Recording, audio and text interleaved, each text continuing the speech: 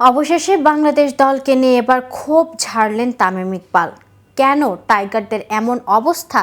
এর জন্য দায়ী কে? বিশ্বকাপ আসবে যাবে, কিন্তু বাংলাদেশ কখনোই বদলাবে না।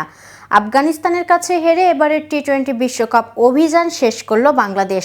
সুপার 8-এ ওঠার লক্ষ্য নিয়ে চন্ডিকা হাথুরু সিংহের দল ওয়েস্ট ইন্ডিজ ও যুক্তরাষ্ট্রে পা রেখেছিল। এরপর কোন ম্যাচ জিতলে সেটিকে বোনাস বলে উল্লেখ করেছিলেন প্রধান এই কোচ। ফলে বাংলাদেশের খেলার ধরেনও যেন সেটাই ফুটে উঠেছে। সেমিফাইনালে ওঠার চেষ্টাটাও ক্রিকেটরা করেছে কিনা তা নিয়ে প্রশ্ন তুলেছেন অনেকে। সেই দলে এবার যোগ দিলেন ক্ষুব্ধ তামিম ইকবালও। টাইগারদের দিলেন যে কঠিন বার্তা।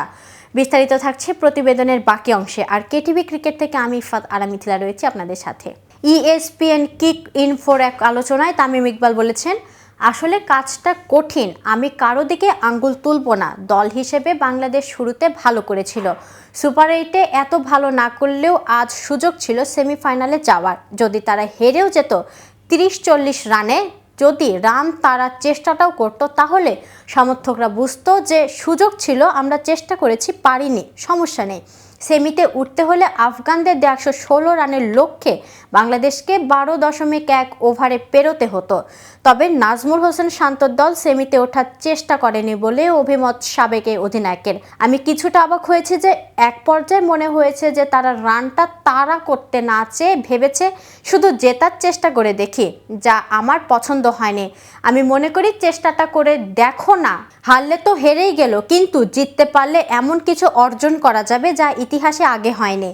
তামিম আরও বলেন, বাংলাদেশ পরিষ্কার ধারণা নিয়ে ব্যাট করতে নামে। লিটন ভালো করেছে, সে সাধারণত আফগানিস্তানের বিপক্ষে ভালো করে, কারণ সে রশিদকে ভালোভাবে পড়তে পারে। অতীতেও তার ভালো রেকর্ড আছে।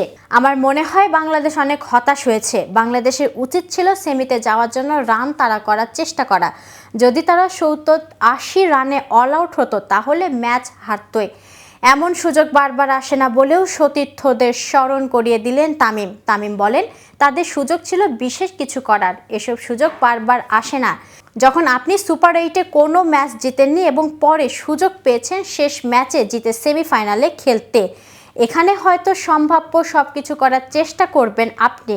মনে হচ্ছিল বাংলাদেশ তাড়া করে ফেলবে। মাঝে কিছু ওভারে ব্যাটিংয়েও কম ইন্টেন্ট কাজটা কঠিন করে দেয়। অন্যদিকে নাজমুল হোসেন শান্তর দল যখন হতাশার আগুনে পুড়ছে, তখন প্রথমবারের মতো বিশ্বকাপে সেমিফাইনালে ওঠার আনন্দে ভাসছে আফগানরা। তবে দলটির তারকা অলরাউন্ডার গুলবাদিন নাইবের চোটে নাটক নিয়ে চলছে সমালোচনা। যদিও বিষয়টি স্বাভাবিকভাবে দেখছেন সাবেক টাইগার অধিনায়ক তামিম ইকবাল। ESPN ক্রিক ইনফোর ম্যাচ পরবর্তী আলোচনায় তামিম বলেন, মানুষের হয়তো ভিন্ন মতামত থাকতে পারে। আমার মনে হয় অনেকে এমনটা করত, আবার অনেকে এমনটা করতো না। তাই এটা ব্যক্তিগত বিষয়, আমি সেটাকে ভালো বা খারাপ কোনোভাবেই দেখি না। আবেগের জায়গা থেকে ব্যাপারটি বুঝতে পারছি। যেভাবে তা সাজানো হয়েছে এটা নিয়ে তর্ক হতে পারে, কিন্তু এমন পরিস্থিতিতে সময় নষ্ট করাটা এবারই প্রথম দেখিনি আমরা, এবং এটা শেষবারও নয়।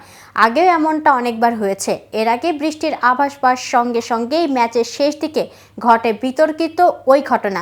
ব্যাটিংয়ে থাকা বাংলাদেশ তখন DLS পদ্ধতিতে 2 রানে পিছিয়ে।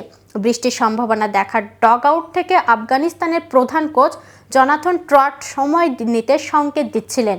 সংকেত দেখার পরপরই স্লিপে থাকা গুলবাদিন নাইব মাঠে শুয়ে গেলেন, যেন কিছুটা সময় নিতে চাইলেন এই পেস অলরাউন্ডার। সতীর্থদের কাঁধে ভর দিয়ে মাঠ ছাড়া এই পেসার পরে মাঠে নেমে স্বাভাবিকভাবে বল করেছেন, পেয়েছেন উইকেটও। জয়ের উদযাপনে দৌড়েছেন স্প্রিন্ট অ্যাথলেটদের মতো, লাফিয়ে উঠেছেন সতীর্থদের কাঁধে। তো ভিউয়ার্স, এ সম্পর্কে আপনাদের কোনো মতামত থাকলে জানাতে পারেন কমেন্ট করে। আর ভিডিওটি ভালো লাগলে লাইক শেয়ার করতে ভুলবেন না।